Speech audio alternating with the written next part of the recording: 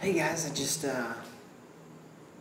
had an awesome time up with Friendships and Sean and Tammy, and got to watch the Texans get beat up on by the Saints, and just had a good time hanging out up there, and had some consistent internet for a little while, so I was able to send some of you guys messages and check my email and things like that. And today, this morning, we woke up and went and helped Tammy and Sean clean up the circus tent. It was out everywhere. Take the poles apart, and fold everything up, put it on pallets and put it away, and just through all that, which was a lot of work, and there was a lot of people that came and helped us.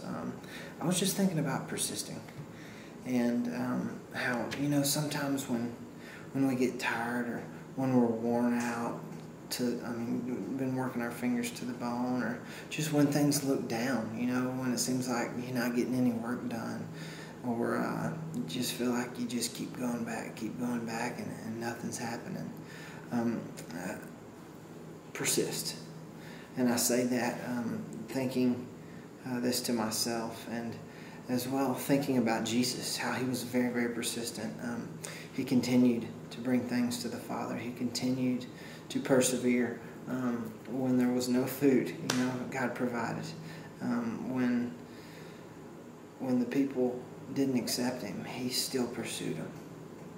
When things just weren't looking good, Jesus still persisted. Jesus pushed through. When he didn't even want to go on the cross, when in the garden he asked God to take the cup from him, he persisted in that. He kept on and said, "Okay, God, whatever you want to do, I'm with it."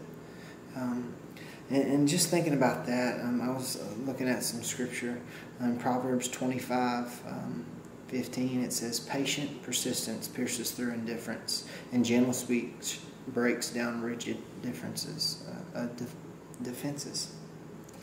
And that's the picture of Christ himself. Patient persistence pierces through indifference.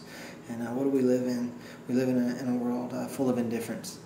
And we got to be patient. We got to be persistent. So whenever you're going throughout your day and you think you might not be getting across to somebody, or they might not see how much you love them, be patient in that. Persist. Do what you do best, and that's love, because Christ is in you, and he desires to love through you. And I was also looking at another proverb, Proverbs 28:20, and it says, "Committed and persistent work pays off. Get rich quick schemes are rip-offs."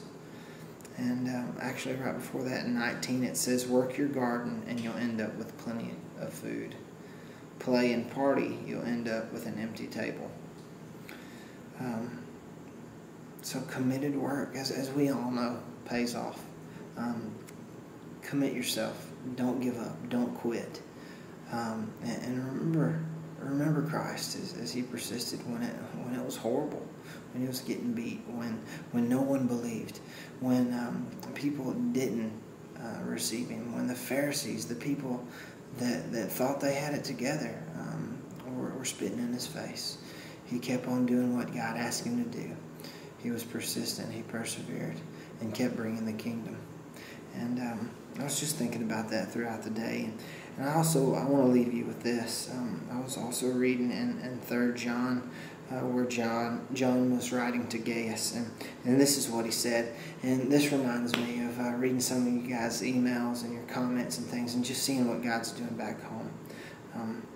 I was most happy when some friends arrived and brought the news that you persist in following the way of truth. Nothing could make me happier than getting reports that my children continue diligently in the way of truth. So mom, dad, and friends, family, guys at school, continue to persist in this truth. That's the most important. Persist in what you're doing. If you persist in the truth, if you persist in the gospel, if you persist to be in his presence will be brought through you. Love you guys, and I'll talk to you soon.